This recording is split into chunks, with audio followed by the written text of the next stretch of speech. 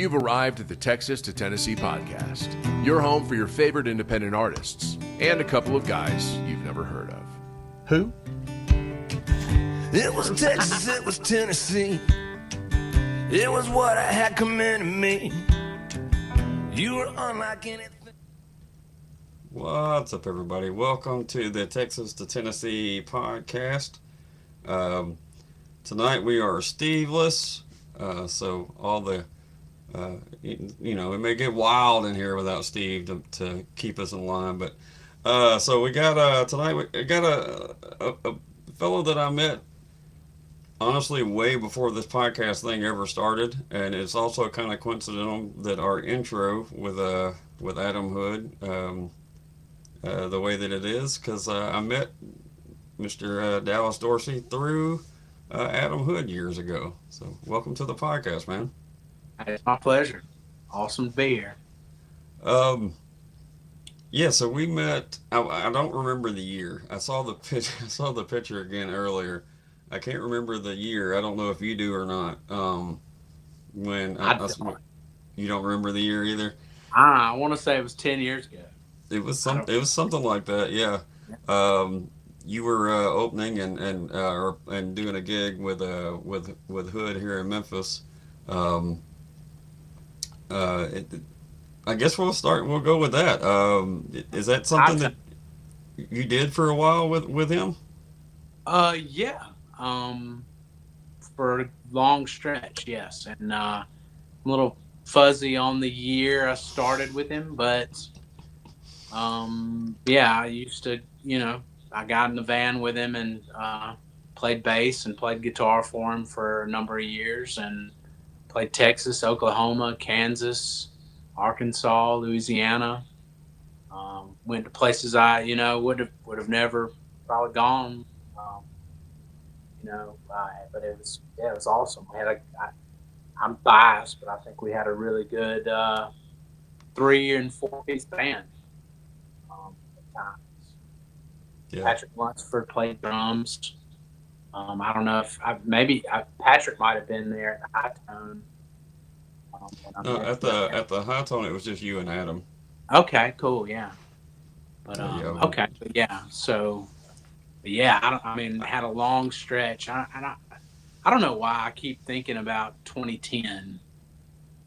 I think it was probably around 2010, which is hard to believe, but yeah, 16 years ago now. I don't know. And I did that. I would say that I used to think, it was my full-time occupation was, going with Adam and, playing, thought I was a member of the band, so to speak. So.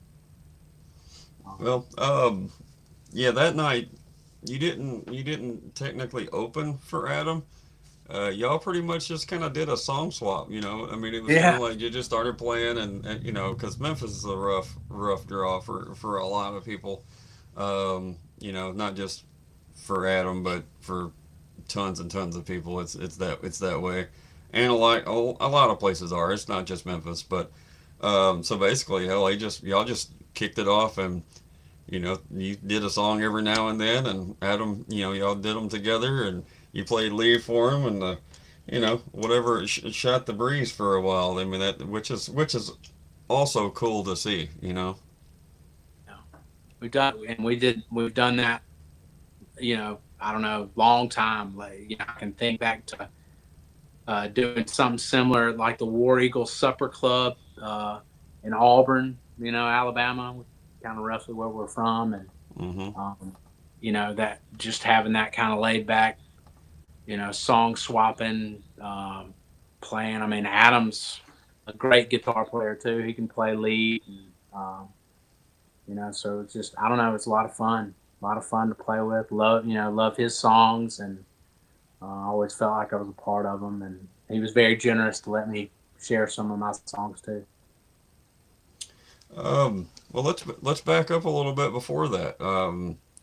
We were talking about how Adam and some of the other artists kind of, they get tired of hearing the same questions as far as how did you get started in music. But and some folks, I think that is a relevant question. So I would, in the words of Adam Hood, I would like to know how you got started in music, Dallas Dorsey. Mhm. But no, I mean, really, when did it kind of start to be a part of you? Right. Well, I think it's a great question. I think it Take that, gives Adam Hood. yeah, I think it gives the veterans that, gives them a chance to reconnect with what made them love it. No, And if you lose yeah, yeah. sight of that,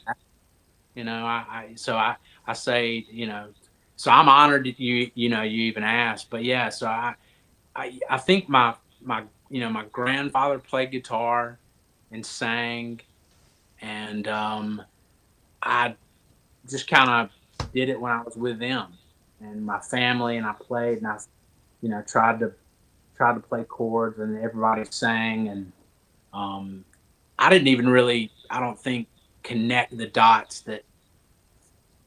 It sounds ignorant to say this, but I didn't really connect the dots in terms of thinking that, hey, I'm playing guitar. Even it was just kind of like that's what we do. It's guitar. Hmm. There's a guitar, and so I think it was probably like fourth or fifth grade. I heard like Eric Clapton and Jimi Hendrix. I listened to what my dad listened to, Hmm. and started connecting. Oh wow, we. I think my granddad predominantly played country music, which I love, and I kind of grew up around that, and it was like Eric Clapton and that kind of stuff really made me, what, oh wow, this is guitar too. Like Hmm. I want to do what they're doing instead of just playing chords. And then I just fell in love with it. Took me deeper, and then I was really probably a late bloomer playing out and stuff like that. I was definitely out of high school before I really started playing out, and I met Adam. I met Adam. He was a judge on the Colgate Country Showdown. I remember those. Do you remember Yeah, those? I Yeah. do. They had them in Uh, my area of the world too. right. And I played. Oh gosh, it was in this place called Jackie Lee's Karaoke Bar. I took my guitar in there, and I don't know. I've been playing out around a little bit, open mic nights. I think like everybody else does, and went in there, and there was Adam Hood, who was, for me, was a hometown, hero. We all had his CD growing up. 21 to Enter was Hmm. the one, and then the Sixth Street EP. We all had that growing up, and so it was really cool. I met him that way, and then I think he called me to fill in for a gig or two after I met with him that that time. And I think the first time I ever played with him was in Troy, Alabama. And I don't know, it was a lounge. I can't remember the name of the lounge. You could smoke in there. It was one of those type. Right. Might have been in a hotel bar, that kind of deal. But yeah, that was. I mean, so that was it. Family, family, very much musical inclined. So I came through it through that. What about as far as the songwriting side of it? When did making your own music? When did you realize that you could, or when did you start? Right. I was always in love with the songwriting stuff. Never really knew I could do it until I was I'd written a song. Um, Probably by the time I was 19, 20 years old, had it, I was late bloomer with it for sure. And I really, to be honest with you, I think Adam, um, being around Adam kind of pushed me up on a lot of the songwriting stuff.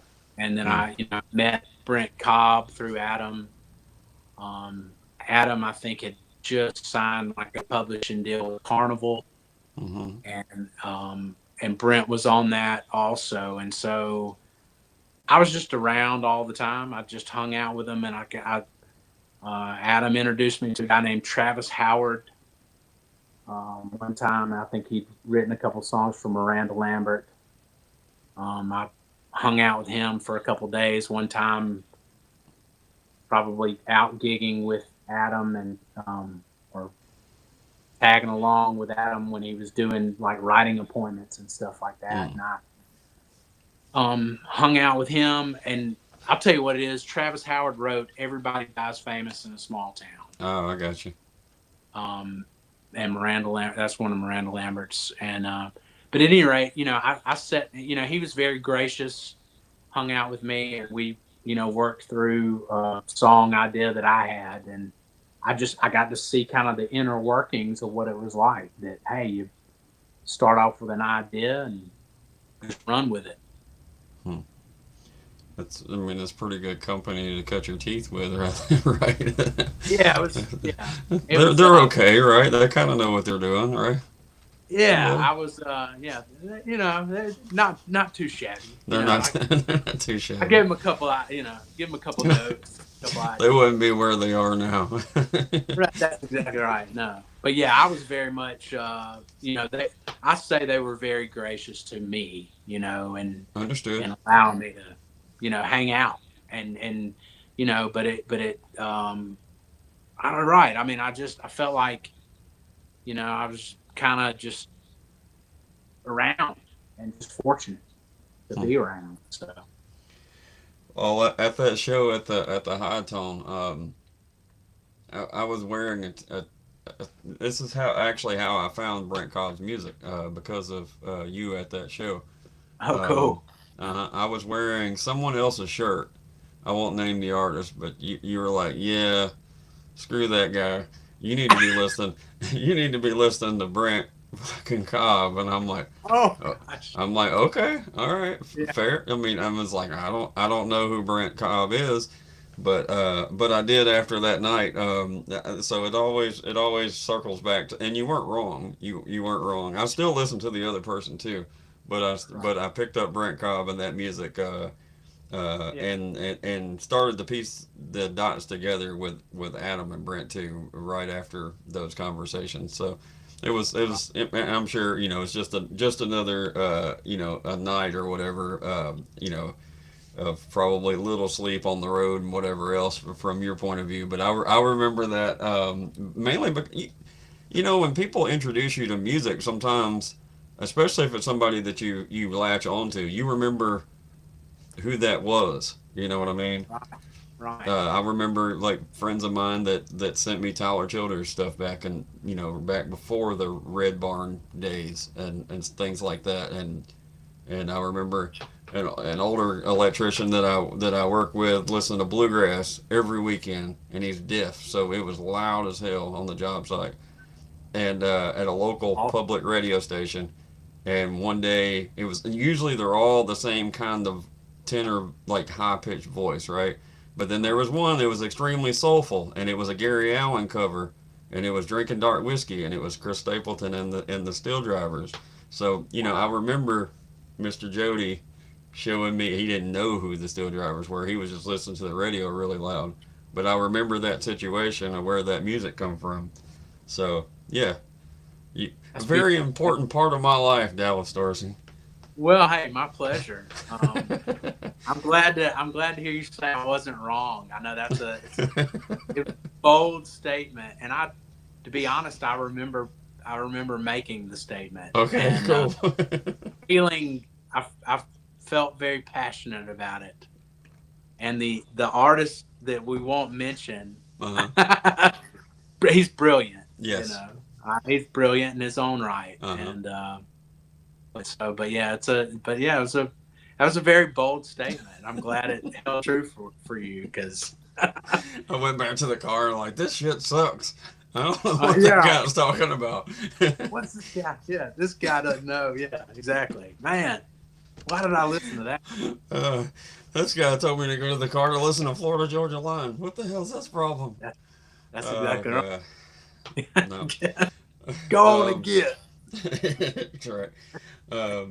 But so you, as far as when the songwriting part came on your radar, hanging out with those guys and everything. Fast forward to, I know you said you had some music that was out on socials. I mean, out on the streaming stuff or whatever that you've kind of taken down, but I think a lot of people have probably been through that. If I had to guess, um, what led you to the like?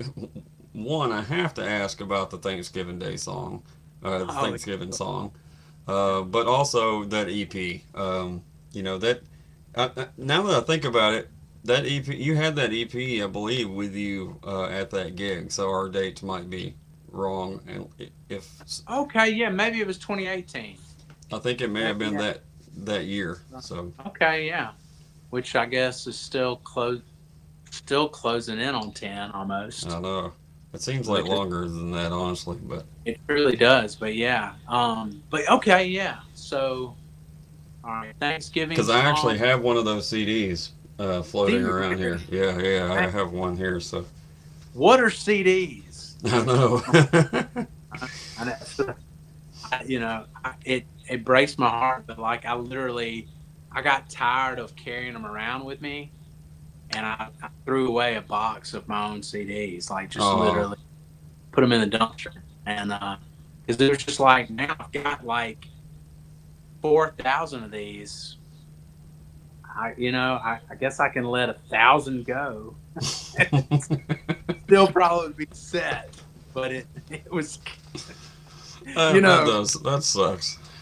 it kind of hurt a little bit, But so but yeah, but at any rate, so yeah, Thanksgiving song. My sister, ironically enough, had been singing those words since she was like 9 years old, maybe, and she, I don't know, just kind of had the melodic structure and some of those words, and I put chords to them, and I added some more verses and a couple, put a bridge in there and everything else like that, and there you got the Thanksgiving song, which is my favorite holiday. So I had to memorialize it with the song. well, there's not as much competition. There's a shit ton of Christmas songs. There's not as much competition on the Thanksgiving. I mean, it's pretty good business, really. Well, that's really using the old noggin. Which I could say that it was that calculated, Hmm. but it honestly was just love Thanksgiving, having fun, and I love the fact that it is kind of there's a lot of potential there for the market, I guess you'd say, but it really, I don't know, it was fun. It was fun and fun to make. I get excited about it. I hope it finds the right ears someday. And maybe somebody else will record it. That kind of deal. But So after you wrote it, like I'm sure you had to debut it for the family oh first, yeah, right? Right. So is that? I mean, that's got to be pretty cool. I mean, because you can play any number of songs that you wrote, and the family may or may not get it. You know what I mean? But you throw that in there. That's like you throw a tradition style song in there. That's do you actually have to physically play it every Thanksgiving? I did for a long stretch, Gotcha. and it's like one of those things. And then I think they kind of got where now that it's streaming and they've got it available that way, maybe that kind of I don't know, alleviated some of that. But yeah, initially for a strong span of a couple of years there, it was definitely playing that. And I always played I had like a Thanksgiving night gig, like just Okay. long run. And ironically enough, Adam used to play it. He played it at Hmm. a place called Eighth and Rail, which is no longer even a thing. It's in Opelika, Alabama, and I say it was in Opelika. and we play basically a song swap Thanksgiving night. So all that was kind of, we were hanging out, doing Thanksgiving with my family, knowing that I had a gig later. So it was just kind of, you got the guitar out, you're hanging out, you're already stoked about, Thanksgiving and the gig. So I was more than happy to oblige. So, given the Opelika ties and the hood ties and stuff, I know he would rather not play it probably one more time in his life. But how many times have you play something we know? Yeah, couldn't quantify it, right? Yeah, could not even quantify the number. And Right. and ironically enough, I get it requested at my gigs. Really? That's crazy. Pretty, Well, yeah, I mean, I guess for locals, people probably tie you two together quite a bit, really. yeah. I mean, I'm honored. So No, yeah, I got you. I completely understand. Do you happen to know? I should have asked you this before we started. But do you happen to know Dan Adams? yeah. I Okay. sure do. Yeah. Yeah, Dan's been Love it. on the podcast a while ago and has new music out there these days. We're going to try to get him back on. Might be a reason to co-host that might because Dan's got new stuff coming out and all that kind of stuff. I knew he was from the area. I didn't put two and two together till now. I love Dan and love his music, and yeah, I mean, talk about songwriter and singer and heck of a guitar player. Yeah, Dan's got it. He's got the goods, and but yeah, and I've piddled around and played with Dan some, and ironically enough, I met Dan through Adam also. Um, so, but yeah, man, I mean, talk and gosh, great songs, great dude. Think Great the dude. world. Yeah. Yeah. Yeah, he's been cool to me, and all that kind of stuff. You know, you can tell who people have respect for, especially when you start talking to other musicians and things like that. You can tell where the folks that have a good name about them or a good vibe or whatever you want to call it. Especially over time, it's not like Dan's not old by any means, but he's not new to this either. So, right. So, um, well, one of I want to circle back around to the EP, but also I was thinking about I know we're talking about Hood a lot, but this is just because I want to ask this just because you were out there with him. So you played the local shows, and you played the Texas places, and then you played places like Memphis where you're going to have 10, 12 people in a room. Yeah. No matter if you were with Adam or if you were with somebody else, could you? I guess I'm trying to relay how those highs and lows are to musicians in that position. Does that make sense? Because Yeah. like if you play a gig in Opelika area or Central Alabama, you're gonna have a good show, or you're gonna have a good crowd, and then you head out west and you get to Texas and whatever, and you're gonna have a pretty good crowd, and then a lot of other places you might not. Um, and I know you've seen that stuff with the riding in the van firsthand. So Yeah. um, what are I mean? Can you explain some of those highs and lows and the not great parts in between? Yeah. I know exactly what you're saying, and and I don't know. I've been on both sides of it too. Like I've played a lot of gigs at home myself, where I'm background or not really. I mean, people are there to eat or talk or socialize. They came with their agenda. Right. And I think it's I've been on both sides. I've been on that side as just by myself.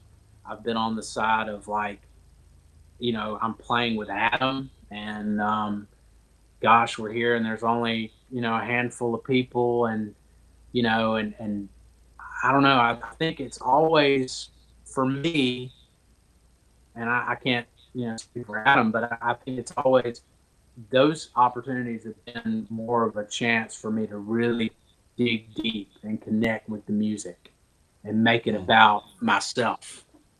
And I mean, that sounds selfish, but what else you got to do, right? Right, exactly. So some of the nights, when I say make it about myself, I just mean dialing into the content, diving into the why I love doing this, the the chill bumps that you experience when you really are listening and playing, and all the things that we do it for, all the reasons we do music for in the first place. Right. It's made me dig in deeper and try to reconnect to that. And in some cases, I think I've had better nights when there's only been 12 people there, and feel like I've had more of a genuine connection to other people, and my music or our music got across maybe on a different level versus the huge crowd where on the surface it looks like people really there's a lot of people here, which is exciting in itself, but maybe you don't really get the true substance. Yeah, I could see that, especially especially if it's a solo or duo gig. You don't have the full band or whatever. Sometimes probably a packed house is a little bit harder to have the energy that maybe the room to match the room, I guess. But if you've got 20 folks in there that are actually like listening, Amen. Then that probably matches a little more than you would think.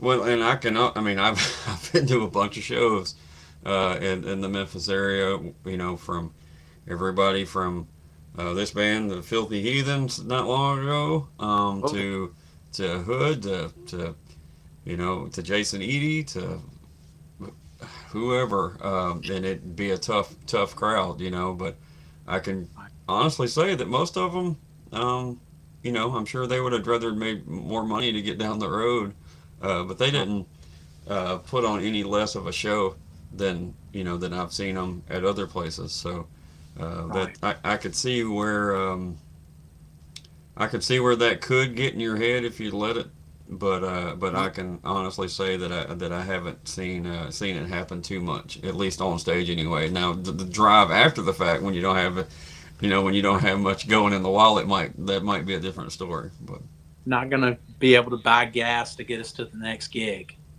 right? You have those moments for sure where I'm that's without a doubt.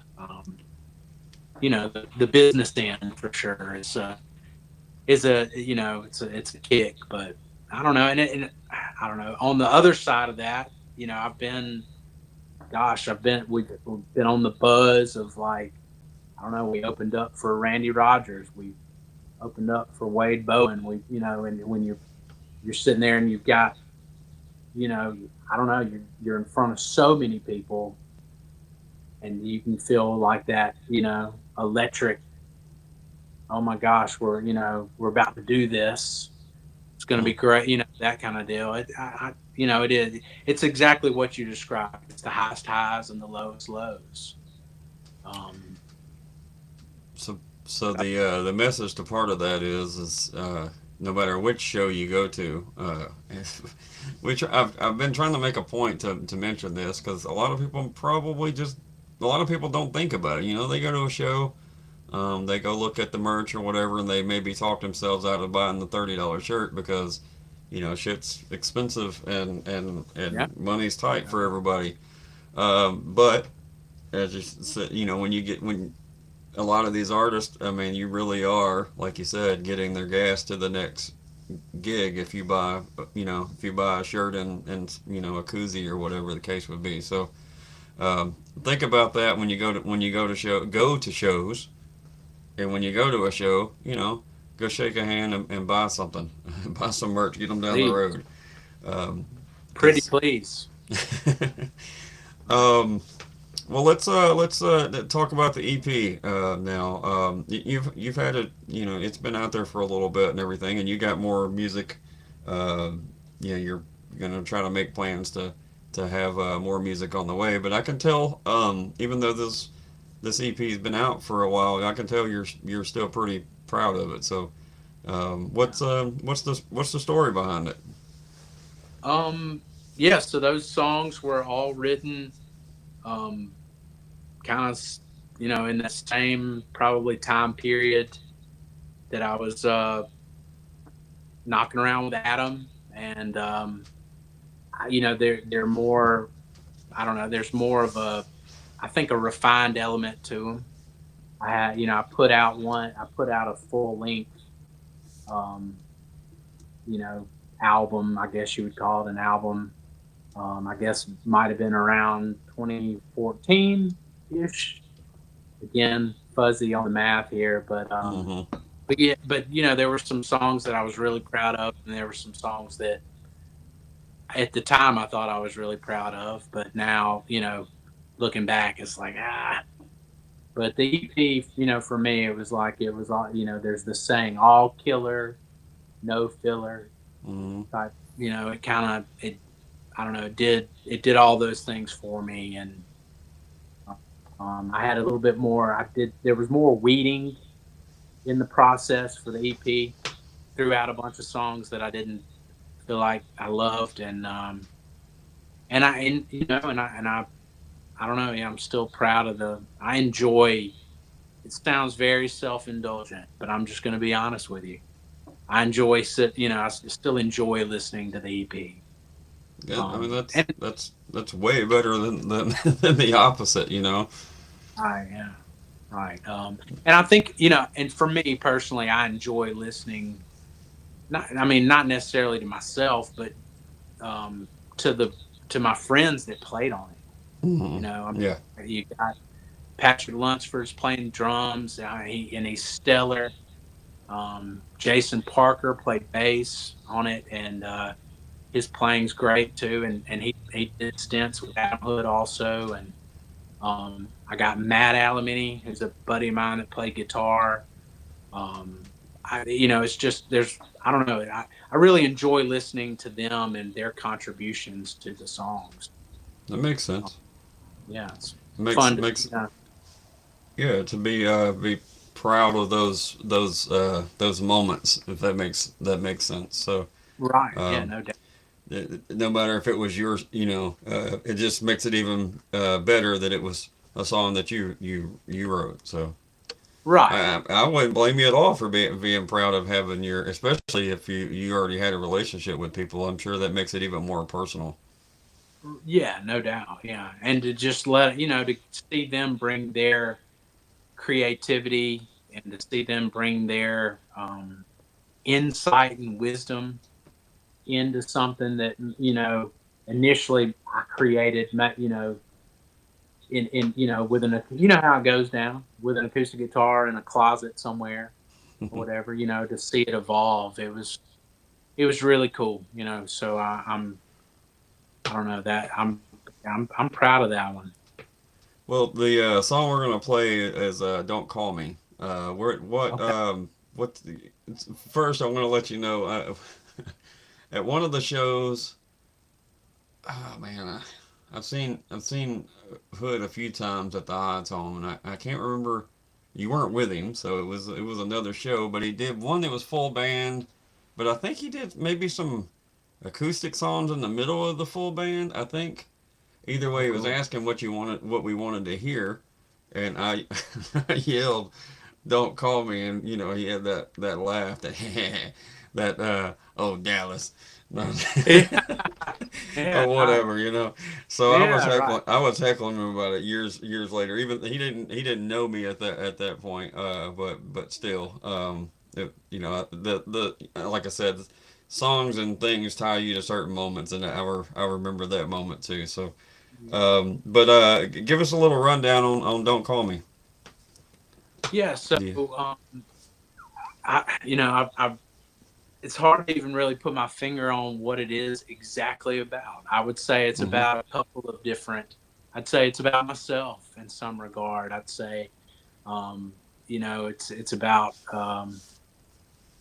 I don't know, my family, past experiences, and I don't know. It always when I really look back on them, it always seems to like circle back to me, right? It's always my life experience or what I'm I guess what it is that I'm thinking in that time. But I don't know. It really was not necessarily a specific person as much as kind of a couple of different people and my reaction and just trying to navigate and connect on some level. But yeah, I don't know, very Freudian. Understand. Went deep. Now it's don't text me is what it was. I know exactly. Yeah, it should be don't direct message me or don't text. Don't. And one time it would have been don't MySpace me. Exactly. Don't TikTok me. All right, man. We're gonna give it a listen. If you would hit that little microphone button somewhere on your screen. I'm not sure where it is on yours. If not, I got it. I can do it from my side. Okay, And I'll put a picture up, and you got 4 minutes and 53 seconds to go do whatever. So, all right, here we go. This is Don't Call Me.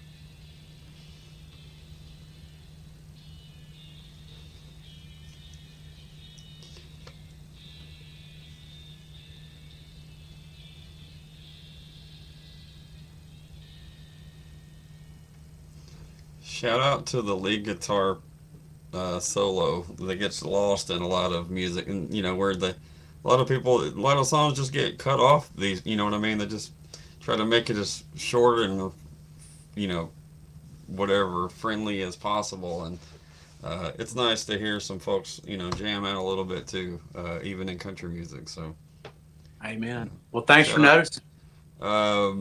Well, another thing was, I've heard that song a bunch of times, but like that's it. I'm not a any kind of producer or music person really, but it seems like that song could have either been slowed down or sped up a lot. But to keep it at that the tempo that it is, it seems to give a lot of room for everything. I don't know. I might not know exactly what I'm talking about, but you can hear the little bass runs, and you can hear the fiddle parts because it's not rushed. But a song like that, I feel like it would be easy to rush it, but y'all didn't. Does that make sense? It does, and I think you've got a great ear, and I don't invalidate yourself. 'Cause I think you could produce. Yeah, definitely. Hook me up. Brent Cobb, watch out. Yeah, let me make some calls real quick. I'll set you up. Yeah. Excuse me, text. I'll text some people. Yeah. But I'm not, I'm not certain what the beats per minute are, or whatever the minutiae of those details. But I've got to give credit to Patrick Lunsford because he's the ultimate metronome there, and I think he kind of got us dialed in at that particular speed, and it allowed that, as you said, it allowed it to kind of breathe and it get because there's a lot going on in that song. There's got a lot of different elements that are cool. It seems like a lot of that would have to go away if it was a little bit faster. Yeah, no doubt. Right, trying to squeeze it in, and you get into the like what you touched on, the formula songs of, hey, I got 2.5 minutes here. Let me get in your ear for a minute. That kind of. I've been guilty too. So it's great, but yeah, stretched it out a little bit there and kind of tried to stay true to who we were, and I think I think there's value in that. Yeah, we hear people talk about how a recording is a snapshot in time, how it can be, it can be picked apart and all of this stuff, but in the end, unless you're somebody that can afford or have your own studio or can afford, just to do what you want to, everybody is subject to that moment in time where it may be rushed or whatever. But I would imagine in some cases just being able to take the guys in the room that you connect with, and just throw it against the wall and see what comes out, probably could end up being the best. Maybe not, you know what I mean. It's gonna be quality just because of the people behind it. Hopefully that makes sense. Amen. Well, it does. I think there's strength in the collaborative effort. That everybody brings some insight, and I think in some cases, like even a difference of opinion sometimes brings out it brings out really the cream. Because if you got something you really believe in, you're willing to fight for it. That's it kind of bring I don't know, it makes it better, I think, in some regard. Well, I know you said you're planning at some point to release some new music, so which we know is not easy to make happen, but so wherever y'all follow, or as far as your Instagram and your Spotify and Apple and all that kind of stuff, y'all make sure you hit the follow to know when all of that comes out. Do you have any kind of relative plans on anything, or just kind of seeing when it's going to happen? Yeah, I mean, I've been demoing songs, roughly with I don't know, a couple of guys, Hunter Jackson, Matt Alamini that I referenced earlier, a guy named Jonathan Hendricks, and Jenny Young, who also sang on that EP, and did my first project, and I co-wrote a lot of songs with Jenny Young also, but yeah, so we've been demoing them, and just we're kind of in the weeding process of that, and just trying to take it slow, and so I don't really have a projected date, really yet. Yeah. I don't. Well, I know you. I mean, I know. I mean, so that EP that we were listening to, that was 2018. And to this, you don't have to go in any deeper into this question than you want to or feel comfortable talking about. But why it seemed like, from a distance anyway, it seemed like you stepped back from music a little bit. But I also know you've got a family and all of that stuff going on too. Was that a huge part of it, or what was the reason for that? Yeah, I think I wanted to be a dad, and I wanted to reconnect with my wife, and it kind of played out naturally. It wasn't necessarily just a cut and dry. It wasn't, I'm done with this shit and whatever. It was just kind of, I quit. Right. I fold up my role. No, it was, I would like to think, it was kind of just a gracious, somewhat planned, as much as anything's planned, when Right. you have children and whatnot. But yes, I don't know. I think I recentered a little bit more on, who I was. And, for long stretches, I kind of built my identity around playing music and being in a band, and that was it, and I lived or died by that, and how if we were doing well or if we weren't doing well, and and I don't know, it's a hard life, I mean, I listened to people tell me that my whole life and thought, whatever, but I mean, a lot of the, you go do your laundry in a hotel laundry room or whatever, and you're out for weeks at a time and don't get to see your people. It sometimes gets tough. So my hat goes off to people that can make it work, and keep their head clear. But yeah, and I kind of stepped back a little bit and reconnected, and man, it's been, I don't know, it's been good. It's been a good thing for me. I miss certainly playing and going out and doing it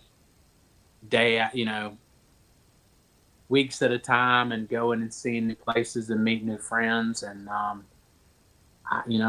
certainly maybe one day do it again. I don't know. We'll see what happens. What's in the future. Right. I've really enjoyed kind of doing what I'm doing. I don't know, I've been leading worship at my church in Opelika at First Methodist Church, and it's been really cool. Get to worship the Lord, and been neat. I was gonna say, imagine there's, of course, you probably miss a lot of things, and being out and, like you said, meeting new people and new building, fans outside of your area and things like that. But there's probably not a whole lot more rewarding when you can strum a guitar and your daughter reacts to what you're doing. There ain't a whole lot to beat that, You can't beat it. Yeah, I got to share this. My daughter is very expressive, and she's a dancer. Mm-hmm. And we do, I cover Bruce Springsteen, Dancing in the Dark. Okay. And just to see her dance to that song is, you shared, you got a girl too, it's like being a girl dad is. Yep. special in itself. Yeah. I've got videos of her singing. Uh, was that Carrie Underwood? I dug my key into the sun. She's like slinging her hair back and forth, and you know what I mean. She hates that those videos exist, but you know it is what it is. I put on concerts in my living room when I was 10 years old too, so it's a family trait, I guess. That's right. She comes by honestly, huh? Exactly. Except for mine was like Poison and GNR and stuff like that. So a little different. A little different. Yeah. What about the I know she's young, but does she recognize that Pops is on Spotify and Apple or whatever? Does she make that connection? You know, I would like to think so. I, every once in a while, you can get Alexa they can call out Alexa on the Amazon and she'll play it. They have fun. My son, I think, does. Okay. Or he's coming along. He's a big Leonard Skinner fan, and he's been playing guitar. I don't want to push him. You know, I've been letting him kind of just naturally find it. But he appreciates music. There is something that's cool about that. I mean, they're always going to listen to something that you probably wouldn't listen to. We did the same thing when we were younger. You know, we listened to what the mom or the parents and the grandparents listened to, but we also had that other thing that we listened to. But you know, I'll hear the radio coming. I'll share a Brent Cobb story with you after this, but you know, I heard the car pull in the driveway and the other day, and it was "Cheating Woman" by Leonard Skinner, which is a deep cut, right? That's not I mean, it's a badass song, but it's not a normal song that you hear people. And I'm like, okay, I'm doing I've done a good job. Right. There's a picture floating out there, where I took me and my son and my daughter to see Brent Cobb in Memphis, and I told Brent, was like, hey, you should come on our podcast sometime. You know, Adam Hood did. You should do it too. And I had on an Adam Hood shirt, and I didn't realize it, but when they were taking the picture, Brent was flipping off my Hood shirt, right? Yeah. Which is, you know, probably, you know, not surprising that it happened. Well, then then my son wanted a picture with Brent, and you look at my son's picture, and he's just flipping off Brent like repaying it. You know, he's like 16 and thinks it's the coolest thing ever. You know. And then fast forward, I don't know, maybe a year later, and I'm wearing a Brent Cobb hat when I saw Hood at a thing, and he's flipping off my Brent Cobb hat. So it's like this whole circle thing. But my point to that was, my son knew a couple Brent Cobb songs, but not a lot. But because Brent stayed after the show and, like, you know, shook everybody's hand and took pictures and all that kind of stuff, a few days later, I, you know, walked past his room, and like the Brent Cobb, you know, was just blasting out of the room. You know what I mean? And now, like, he's a big fan now. You know what I mean? Because of those moments. Right. Amen. Right. The authentic moments. Right. That made the connection. Mm-hmm. Mm-hmm. Takes time. Well, all right. We're gonna get a couple rapid fire questions, and then we'll let you get on with your evening. I appreciate you taking the time. It's a long time. It's a long time coming for this one to happen. Yeah. Thank you so much, man. I'm so grateful to be here with you. No problem. He said, I guess I will come on, even though you asked me after Brent Cobb and Adam. All right. I have to ask this one because I know you're a big history guy. Yeah. If you could have dinner with any historical figure, who would it be, and what would you be eating? Oh man, this is Gosh. I know. A lot of people, they could just name somebody, but you're pretty in deep on it. So. Right. I'm having Mhm. to really. I gotta go find. I'm sweating. If it could be anybody. Uh-huh. Gosh, that you know. Eee. That's Historical figure. All right, I'm gonna go with. Everybody is gonna think that I'm gonna say Robert E. Lee, right. but I'm trying to mix it up tonight. So I'm gonna say I would like to eat with Thomas Jefferson, Okay. and All right. we're gonna eat shrimp and grits. All right. All right. Fair. Going with it. All right. Well, if you could have, if you, I know, you got a full-time job and you're dad and all that, so you got plenty of free time. But A if lot. you were to start a podcast, who would be your first musical guest? Oh man. I guess we could say alive or dead or whatever. That's your call. Yeah. All right. I'm gonna shoot for the stars. I'm gonna go with Steve Earle. Okay. All right. That's a good one.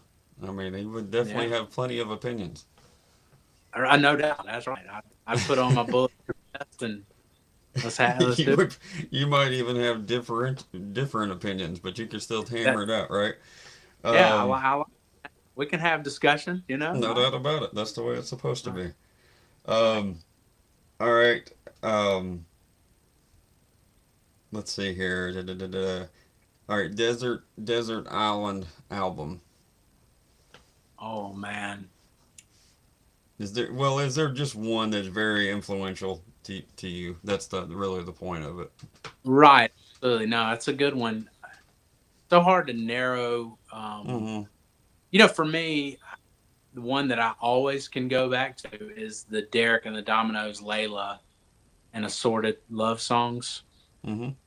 It's and I because when I say and think album, I think we're listening to every song on there, Right. top to bottom. I'm not skipping this one because it's no good. I was That trying to one, remember. Is Bell Bottom Blues on that one? I believe it is. Yeah, I think it is. I think Yeah. so. I always thought that one was underrated. very much so. Yeah, very much. All right, this is the hard hitting last question. I tried to think of the most trailer park question I could think of, and this was one of them. It started on episode 1, and now it is a requirement, almost 200 episodes in, that we still ask this question. So Dallas, what is your favorite Little Debbie snack? Ooh. I have to So say snack now because they ventured out in all these different subcategories. yeah, absolutely right. I'm gonna go. It used to be fudge rounds for me. I'm in Okay. recovery. I'm in recovery from fudge rounds, but I mean, I Fair. get the two Same. time.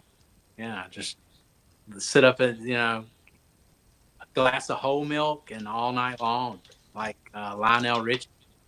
All night. All night long. I got you. Yeah, that's yeah, man. That was a tough. I mean, oatmeal cream pies are right on up there too. Yeah, yeah. We're Gosh, shooting for a sponsorship since they're in Chattanooga. So, but Yeah. it ain't happened yet. Yeah, well, come on. It's Manifest it. It's also got a little bit of tongue in cheek to that question because I'm a diabetic. So it's funny that Oh. I'm known for Little Debbie's, but I'm not really supposed to eat that many of them. So, it's like a play on it. So Oh man, I did not know that about I you. know that's all right. Man, That's all right. You like to got- live dangerously, huh? Exactly. Yeah, like man. Yeah, some people have crack cocaine, some people have fudge rounds, and then whichever. It is what it is. Living on the edge over here. Yeah, heroin or fudge rounds. Exactly. When you get wild, you get one of them Valentine's Day cakes. It'll be coming out, I'm sure. Probably already out. I just ain't seen them. But all right, y'all. Make sure you go follow Dallas on wherever you listen to your music. Spotify, Apple, all those places. If you hit him up on the Instagram, I don't think you're a big Facebook guy anymore these days, right? You're pretty much on the gram. I'm on the gram. Yeah, find me on the gram. Yeah, it got the Instagram and all the other and all your streaming platforms. So new music can be coming out, as soon as they can get that wrangled in. I'm excited to hear what you got. It's been a little while. We all kind of, times change. We change. You're older, and we're older. Everybody is, and and it is cool to hear you say, talk about kindly of like that EP and stuff, and it like I said, it probably makes a big difference with it being people that you're proud of and that and not just session guys that you met for the thing. It probably makes it a lot more personal and all those things. So congratulations on that, and look forward to what's coming next. Thank you so much. I'm grateful for your time. Love what you do. Appreciate it, man. All right, we'll see y'all. All right, Dallas. Hold on. Don't